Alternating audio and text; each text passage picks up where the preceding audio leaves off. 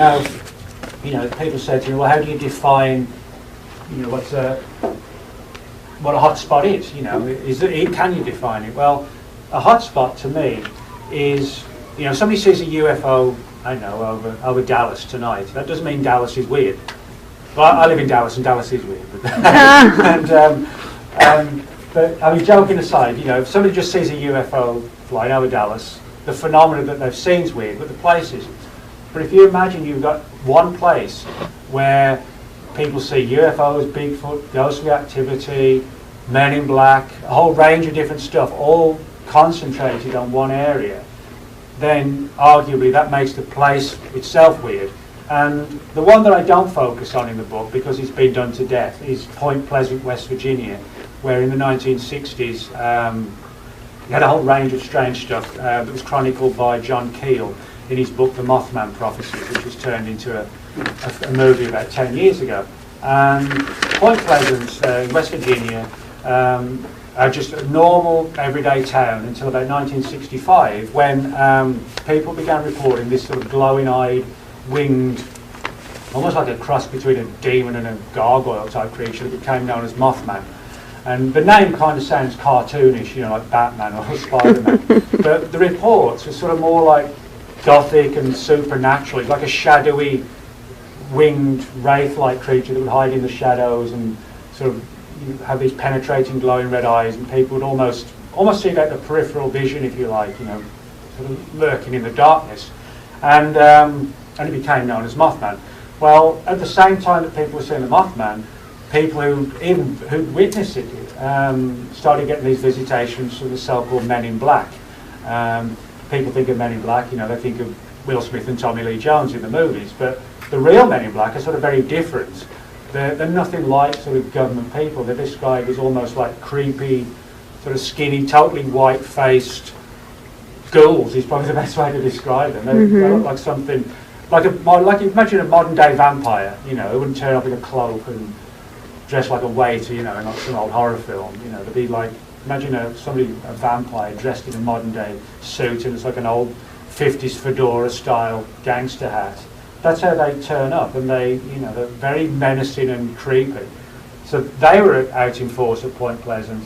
There was a lot of strange poltergeist activity in people's homes, people having alien encounters, UFO landings, and then it all suddenly came to a halt.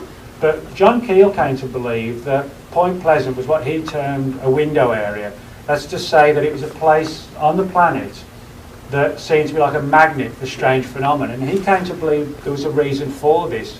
He believed that there are certain spots on the Earth that are sort of like doorways and portals to other dimensions where paranormal or supernatural phenomena can come through.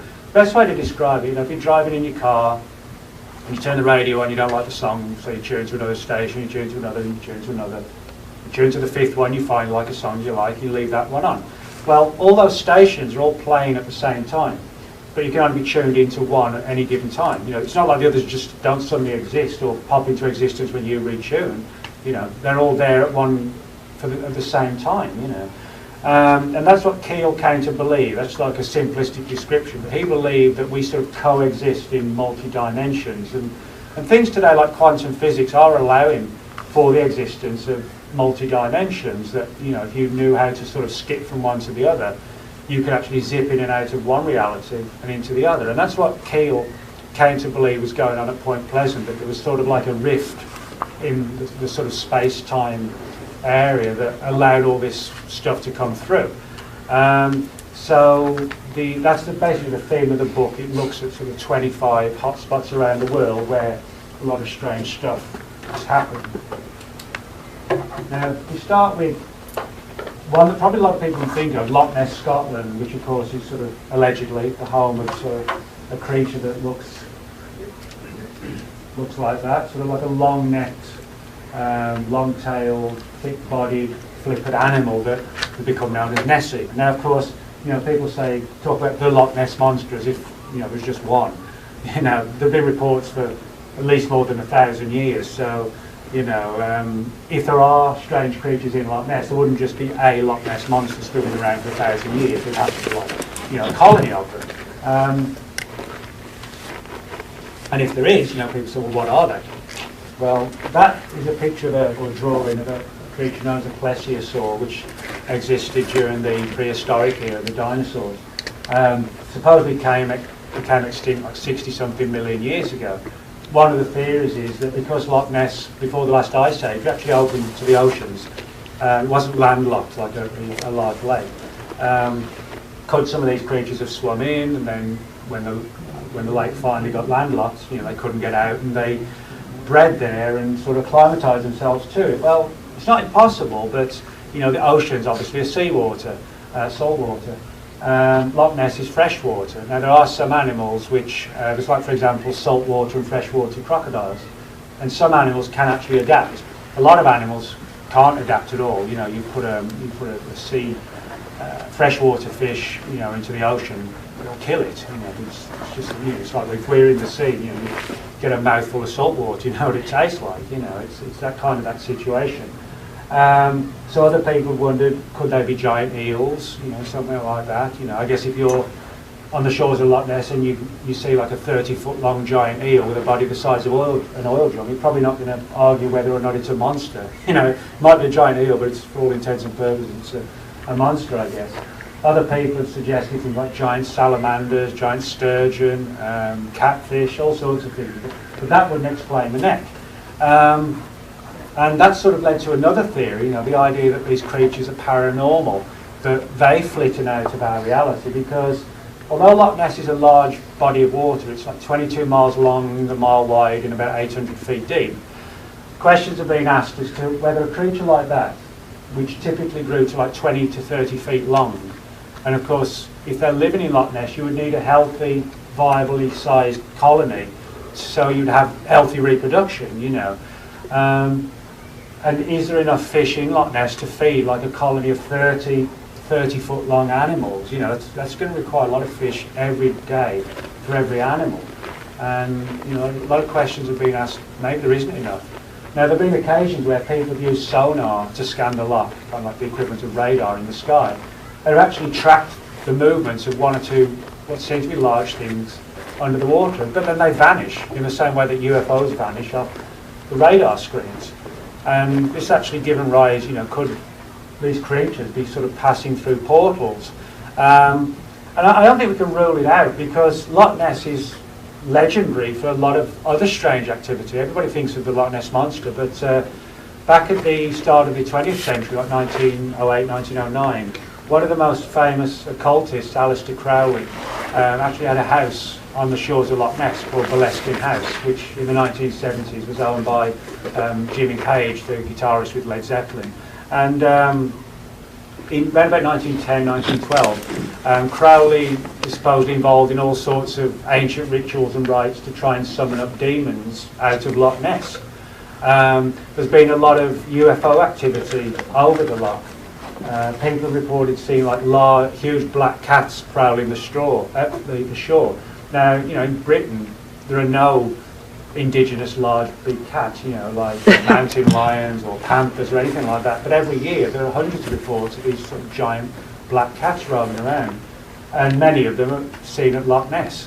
There have been ghostly encounters at the loch, and so in other words, there's sort of 5 or 6 additional weird things going on all the time at Loch Ness beyond just Nessie. And I think the strangest of all involved a man named Ted Holliday, who was a Loch Ness Monster researcher, who came to believe that the creature was paranormal. And this sort of developed from the fact that on a number of occasions, he was obsessed with it. He wasn't just interested, grew to like a full-blown obsession. And he would spend weeks at the shore of the loch, waiting to see something to surface and photograph it. And on maybe 3 occasions out of 6 months, he thought he did see something. When he tried to photograph it, each occasion his camera would jam, or the picture would come out fogged. But on other occasions when he would test it, it wouldn't. It was almost like the phenomenon was taunting him, and then at the last moment preventing him from getting proof. And he came to believe that it wasn't a flesh and blood animal, or at least in the way we understand it. But in 1974, he had that kind of feeling that we all have on one occasion, when you think somebody's looking at you from behind, you turn around and somebody's staring right at you, you kind of get that feeling that somebody's doing that. And he had that. one particular occasion, 74, he turned round and he saw one of these classic men in black, these pale-faced guys, you know, in a black suit, of all, a lot less of all places, you know, on the shore, which sounds bizarre. And the very next year, the same spot, because he used to take his sort of summer holidays from work and, you know, just go out there every year. He had almost like a fatal heart attack on the very spot where the man in black was seen the year previously. So that was sort of ominous in itself. But it goes to demonstrate that, you know, that when we look into some of these places where they're famous for a paranormal phenomenon, they're actually sort of saturated with a whole range of additional paranormal phenomena as well. That's a place I actually grew up only about 10 miles from in central England called the Cannock Chase, which is a large area of forest. And that particular cemetery there, which is a huge cemetery, that's just a part of it in that photograph. And the forest goes on for about 27 miles past there, and all around it as well, I should say. That cemetery is called the German Cemetery, which kind of might sound a strange name for a cemetery in Britain. But the reason it's called the German Cemetery is because when the Second World War was going on and, you know, if German pilots were coming to Britain and bombing the country, you know, there were guys on the ground with, you know, sort of artillery weapons firing upwards to bring the planes down, or, you know, British aircraft would be up there trying to knock them out of the sky. And if the planes crashed on British soil and the pilots survived or they parachuted out, they'd be taken to prisoner of war camps in Britain. You know, in the same way that, you know, like for example the the Vietnam War, you know, when American troops were held prisoner in Vietnam, that kind of that same thing. And if any of the German soldiers or air crews or whatever died in Britain during the Second World War, they actually had a cemetery for them where they buried them all, and it's that one called the German Cemetery. But all around that cemetery for decades there have been sightings of strange activity. Interestingly enough, a lot of these sort of large black cats, which a number of researchers in the UK think have sort of paranormal origins as well. There have been reports also of sort of large glowing-eyed ghostly black dogs, which have become known as phantom black dogs in sort of paranormal research. And if any of you have ever read the Sherlock Holmes novel Hound of the Baskervilles or seen the movies, in the novel it's based around this legend of this sort of huge, like almost like pony-sized black dog with these fiery blazing red eyes that sort of prowls the countryside. It's sort of perceived as being like a Grim Reaper type creature. Well, Conan Doyle, Sir Arthur Conan Doyle, who wrote the Sherlock Holmes novels, he actually based that story on existing stories of these phantom black dogs that have existed in British culture for centuries.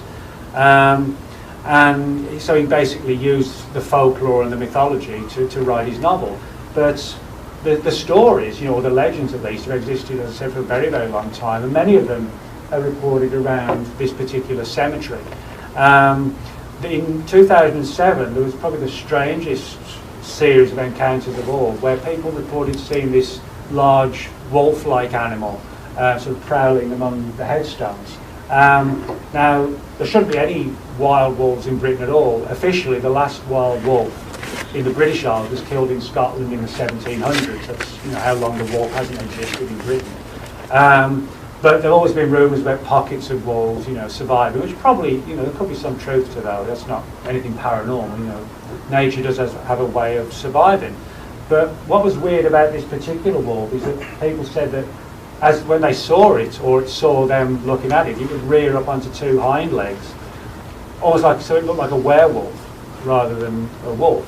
And again, you know, Britain has a lot of weird stories of werewolves, not from the perspective like the Hollywood thing of, you know, some guy bursting out of his clothes, you know, like a Hulk or something, and turning into this sort of 8-foot tall werewolf, but creatures that sort of look wolf-like, but that can stand on their hind legs.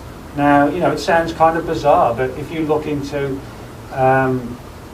Native American lore over here, they have similar reports of creatures like skinwalkers, where a person can adopt the guise of an animal and become sort of allegedly, you know, morphed into it. Other people suggest, you know, the paranormal angle, and a lot of these creatures are seen around like cemeteries, ancient bridges, ancient crossroads, which are all classic areas of paranormal activity throughout the world. You know, bridges, it's like the trolls in Scandinavia, A lot of Bigfoot reports in the US are reporting near bridges. You know, somebody's driving through the woods late at night and this hairy creature dashes across the road. It just happens to be on a stretch of bridge. You know, you have a lot of haunted bridges. With the Mothman stories at Point Pleasant in '67, it was all culminated in the collapse of the town's Silver Bridge, where dozens of people drowned when the cars fell into the Ohio River when the bridge collapsed. So for some reason, bridges, crossroads, cemeteries are all sort of interlinked with paranormal activity, and that's probably, in Britain at least, one of the sort of most paranormally soaked cemeteries you could find. And it's kind of funny, I grew up only like 10 miles from it, so it was like something I could check out pretty regularly. That's a place called Devil's Gate Dam in California, which is in Pasadena, so it's part of Los Angeles. And it's called Devil's Gate Dam. I don't think you can probably see it when I point it out, but that's supposedly like the horn of a devil.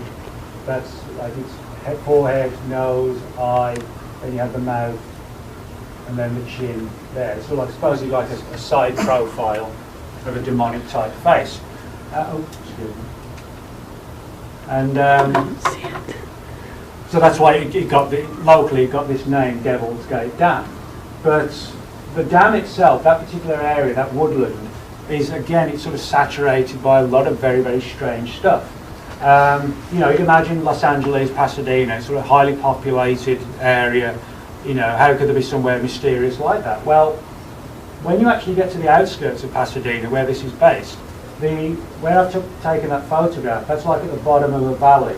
And you probably have to walk downhill for like 10 minutes. So it's almost like a little hidden valley in Pasadena. And because of the way the wind blows and, you know, the ground, etc., when you're down there, it actually masks all the sound of the city. And it actually feels like, you know, you're in the middle of nowhere.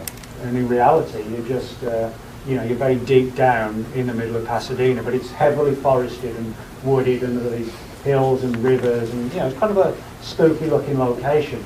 But in the 1930s, there was a man named Jack Parsons, who was an early rocket scientist, created there a company called the Aerojet Corporation. And just before the space shuttle fleet was retired just a year or two ago, the Aerojet Corporation was still making the solid rocket boosters for the massive fuel tank that the space shuttle would use to get it into space. So, you know, his company had, you know, he was a major player in rocketry back in the 1930s, and of course, you know, 70 years later, his company was still going. And he was also responsible for, not single-handedly, but with a group of them, creating NASA's Jet Propulsion Lab. But he was also a noted occultist. He was a follower of Aleister Crowley, who just happened to have the house at Loch Ness. And he lived out at Pasadena, as I said, was a deep follower of Aleister Crowley. And before every rocket launch out there, he used to invoke the god Pan to try and ensure a successful flight. Now, at the time, all these rocket tests were being done on behalf of the military. The Army Air Force, it was combined at the time, called the US Army Air Force. And he had the top secret clearance with the military, and they just basically turned a blind eye to the fact that he also happened to be, you know, a practicing occultist and following Aleister Crowley. They were like, well, what he does in his spare time, you know, we don't really care, as long as he can build rockets for us. But he would, you know, sort of engage in all these rituals and rites, you know, stamping around at the rocket launch site and down on bended knees, you know, speaking in archaic languages. You'd have all these generals there sort of stood there, not too happy, but just get on with it, you know. And so, you know, he's an interesting character, but there's a lot of stories that because Parsons claimed to be opening doorways to bring in these ancient gods to ensure these sort of safe flights, there's theories, you know, did he open a door to something else, more negative, if you like? And what's interesting is that just behind those trees on the left-hand side, there's an old bridge. Again, you know, bridges coming into it again. That locally is known as Suicide Bridge. And the reason it's called that is because in the last century or so, I think the count now is like 130. In a century, like 130 people just thrown themselves off the bridge. You know, and when research has been done by the police, you know, the people didn't seem like typical suicide victims, you know.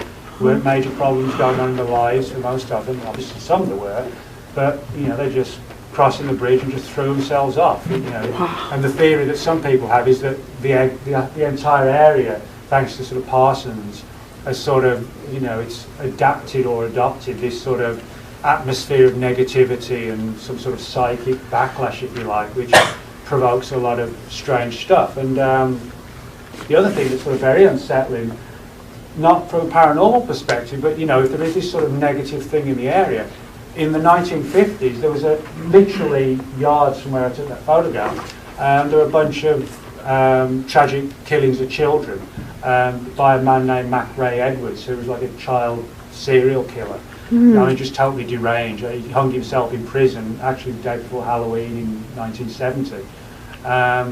And it was, people have said, is it the area? Was it something to do with that? We don't know. That's kind of a more controversial, disturbing angle. But the fact that if all these people killed themselves there, Jack Parsons doing all these weird rites, and then you have this serial killer literally roaming this same area as well. A lot of people go there and they just feel this sense of something not being right about the area. It's like something they're not able to define properly. Kind of like sometimes people go to a house or a place and they just don't like it for some reason. And a lot of people get that out at Devil's Gate Dam. But what's even kind of stranger, you'd imagine that today NASA or the government would want to distance themselves from Parsons, but they actually don't. Every Halloween, and I'm really not making this up, but every Halloween, NASA's Jet Propulsion Lab, which is just at the other side of the dam, they have what's called Jack Parsons Day, where on Halloween they sort of pay homage to him, and they bring out these life-size mannequins, dummies, dressed as Parsons and all his colleagues, and they sort of toast him and to all the work he did. And they have this legend that the Jet Propulsion Lab actually stands for Jack Parsons Lives. This is sort of the people who are sort of sending people into space and rockets into space, and they're sort of paying homage to Jack Parsons, this occultist, and kind of saying, it sounds strange because it actually is strange, And even Parsons came to a violent end. He had a lab in his basement in his house in Pasadena in 1952. He actually blew himself up in the middle of an experiment. Literally blew himself to pieces. And there was a rumour that he was trying to conjure up a creature known as a homunculus. Homunculus is like if you look it up on the internet, it's basically described like a small, little human-like figure with magical powers, which some people describe as, like the little typical alien greys, because Parsons claimed to have opened a portal to bring flying saucers into our world in 1947 when the whole UFO wave first kicked off. He claimed that he opened the doorway and the saucers came through. So it's kind of weird that he would then be trying to conjure up this little figure in 52, and of course it all ended badly for him, and got killed, and that was the end of Parsons, which some people say, well, you dabble into all this sort of stuff, and then you pay the price for doing it, So but it's a very weird set of circumstances when you find out what Parsons was doing all in this area, and then suddenly the entire area becomes just like a magnet for not just strange stuff, but very unsettling stuff. It's one thing to see a big black cat at Loch Ness or Loch Ness Monster, but everything out there was just connected with death, whether it's Parsons' death, children's death, people throwing themselves off the bridge, and the fact that we're not talking about an area of 2 square miles where you could say, well, stuff just happens, No, we're talking about a concentrated little valley type area, and and nothing else. So that's probably one of the more unsettling, weird places as well. That's one that's a little bit lighter, but no less weird, which is Sedona, Arizona, where I actually got heat stroke for the first time when I moved over. I didn't realise how hot America could get, and stomping through the mountains, and didn't feel too good after an hour or so. It was like July and about 110, so I guess I should have known better, coming from rainy old England. So. But Sedona, those particular hills, the mountains there, they have a lot of rich history and folklore of so-called little people. Cultures all around the world have tales of goblins and gnomes and fairies and all that sort of thing. And when people think of fairies, you think of these sort of little, sort of female-like things with tiny wings. That imagery was only created about 150 years ago in Victorian England. Before that, they were described as more sort of like 3 foot tall, not dissimilar to the so-called greys, you know, the alien greys today, like little figures that would come out at night and break into people's homes and steal babies and things like this, which is kind of like the alien hybrid stuff we hear today. But out at Sedona, we get a lot of very similar stories. The Native Americans of that area centuries ago believed that there were these sort of magical small creatures that lived deep below the mountains in these hollowed out areas. And if you knew how to get in there, you know, there would be these ancient sort of tribes that lived deep underground that only surfaced at night because their eyes couldn't tolerate daylight and things like that. There's also been a lot of UFO activity around Sedona and a great deal of Bigfoot sightings as well. But what's interesting about the Bigfoot sightings is that, you know, a lot of people who study things like Bigfoot and the Loch Ness Monster, which collectively is called cryptozoology, you know, they take the view that these are just unknown animals that science hasn't found yet and nothing else. But a lot of the Bigfoot sightings out at Sedona, people have reported seeing these creatures and then they've kind of just vanished. You know, I mean, literally as if they'd walked through almost like an invisible doorway. And again, this has given rise to the idea of these portal type scenarios, you know, flitting in and out of reality. And could Bigfoot be kind of like one of these interdimensional beings, if you like, that sort of flits in and out of our reality, which might explain why, you know, a creature that's like 8 foot tall, why it's been so difficult for us to catch one, you know. It's like we find, I mean, people say, well, most people never see a mountain lion, but we know they're out there. Well, yeah, most people don't ever see a mountain lion in the flesh, but we do have them in zoos. They do get hit by cars. You know, we do have evidence of them. But Bigfoot, the Yeti, the Abominable Snowman, all these, they're always kind of one step ahead of us or away from us. And it's almost to the point of where it's not just good luck, you know, they'd have to be the luckiest thing on the planet. Never ever to get shot, never to get, you know, die in the woods, and just once, you know, a hunter stumble on them, you know, not asking for it to happen 100 times, because, you know, nature does take care of animals in the wild. You know, if say a deer just dies of old age in the woods, it doesn't last long because all the smaller animals eat it. You know, that's nature.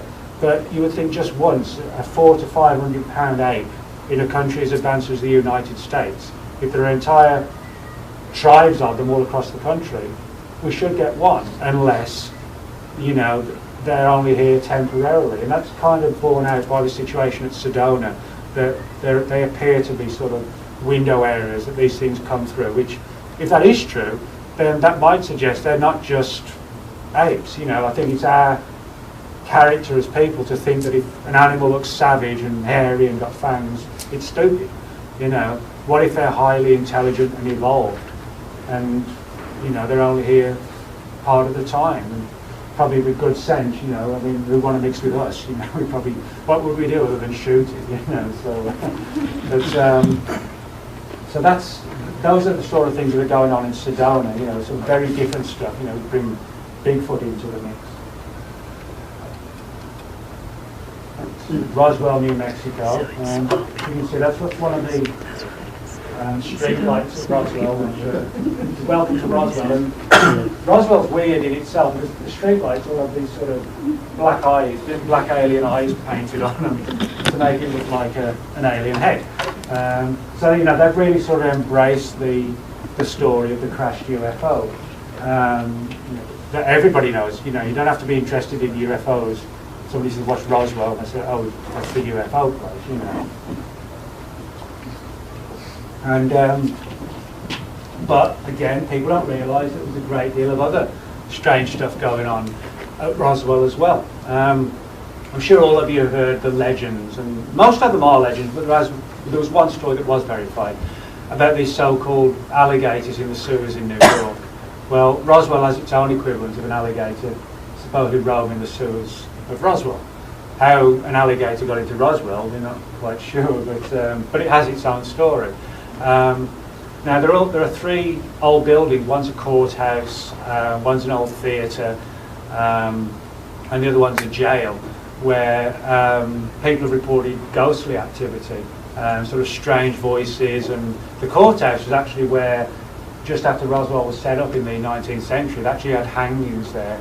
And it's been suggested it's the ghosts of the people who were hung.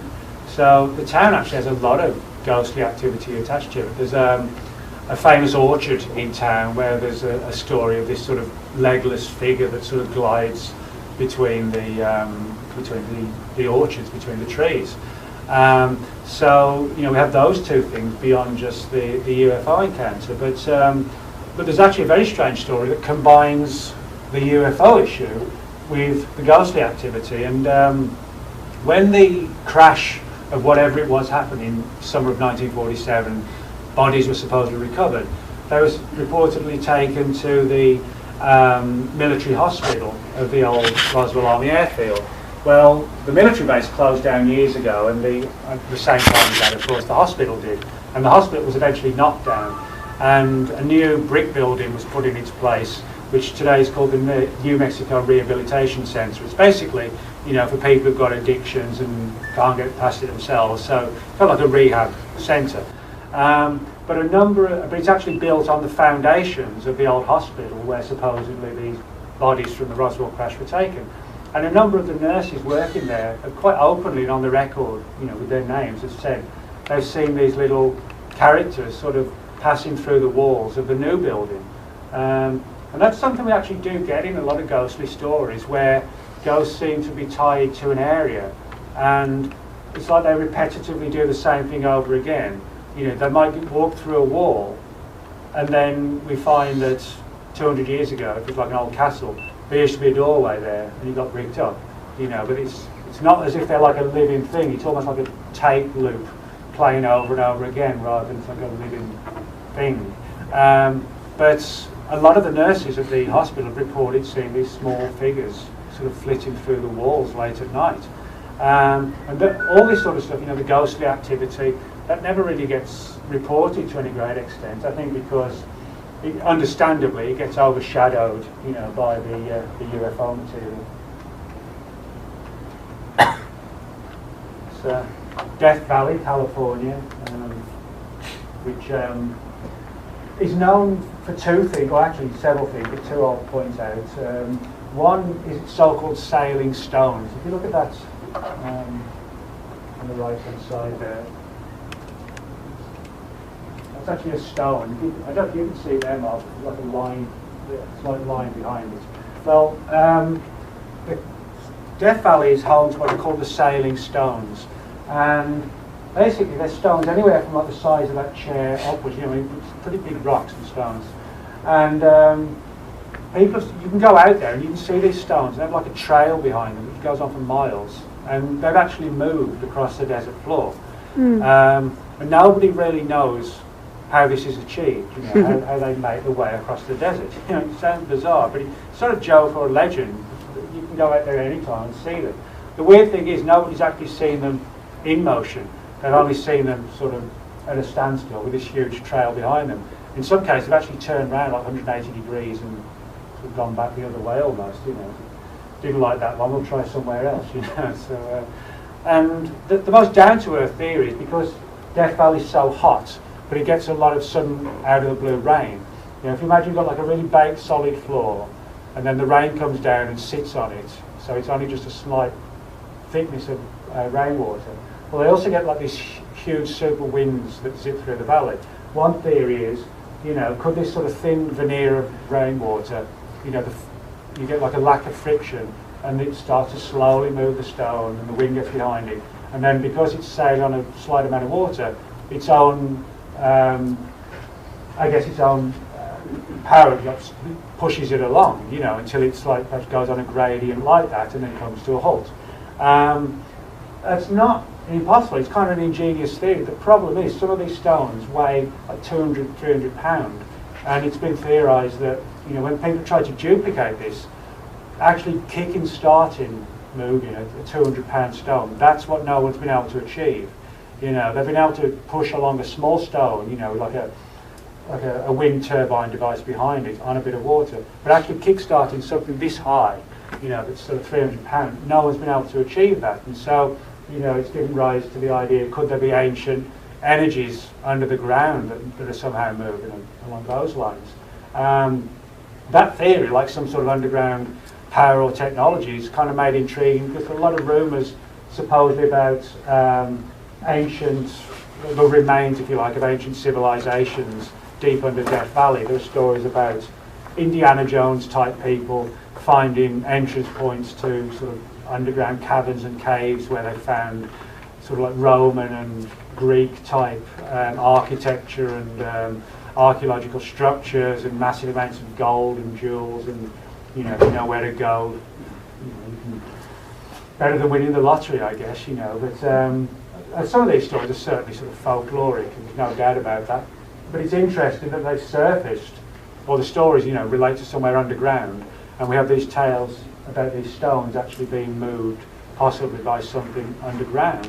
Could we be looking at like an ancient technology associated with whoever these early people were? That actual photograph was taken by, that's an official US government photograph taken by like the I think it's the US government geological survey it's called, and they've taken quite a deep interest in the so-called sailing stones. And if you go out there, and you pick the right spot, you can see them all over the place any time of the year. It's not even one type of part of the year when they appear and others they don't. It's just totally at random. And a number of universities have gone out on expeditions to try and figure out what's going on.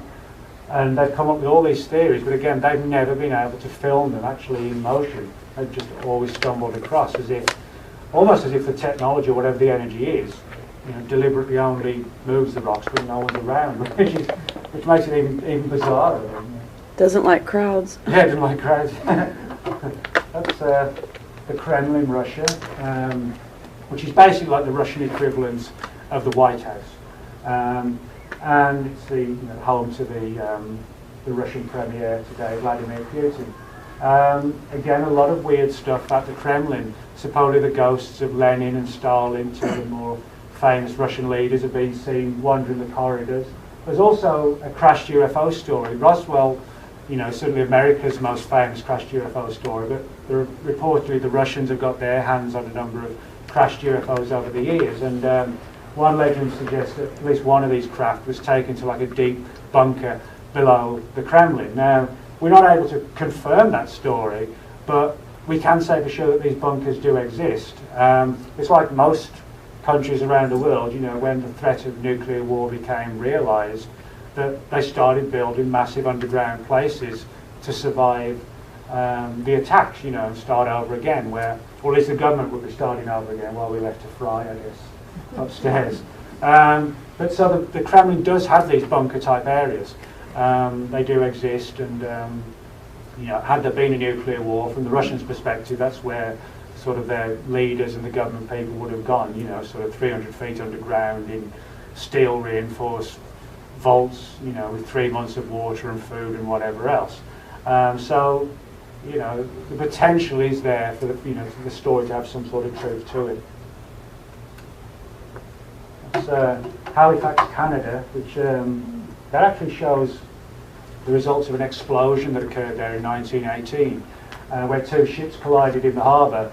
Worst case scenario, one of them actually had explosives on board, and it created almost like an atomic bomb explosion. It was one of the biggest natural, I won't say natural explosions, but disaster explosions in history.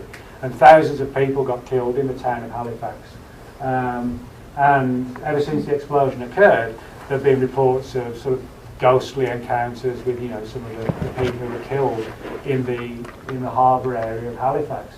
But Halifax was also tied with another disaster. When the Titanic went down 6 years earlier in 1912 off Newfoundland, Halifax was the nearest big town where there were sort of ships and boats that would go out and try and help survivors, etc.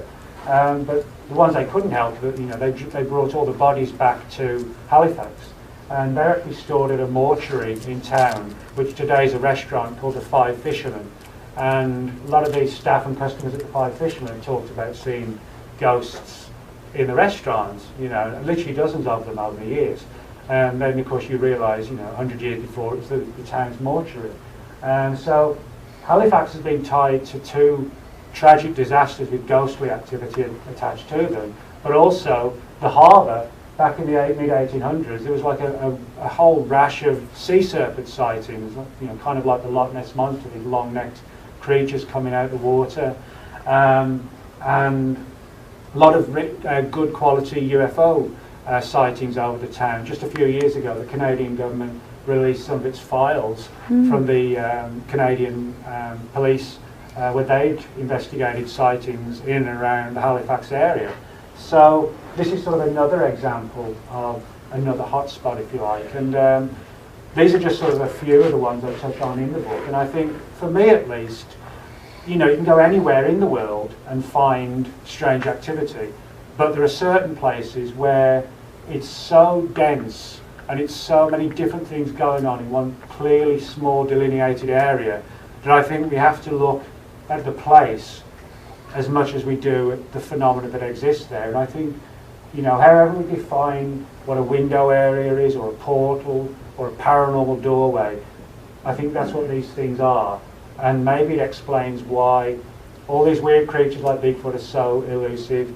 May also explain why UFOs, people say, well, why are they coming from this star system to here, just to scare a few people and go home again? Maybe they're not. Maybe it is just the equivalent for them of jumping from one reality to another, kind of like me stepping off here down to there, literally as simple as that. And I think if we dig into this more, we might actually find a lot of the answers to whatever these things are. We might be surprised to learn they actually live literally right next door to us, but we don't know it for most of the time until somebody sees something weird and then it's gone again. So if anybody's got any questions about anything,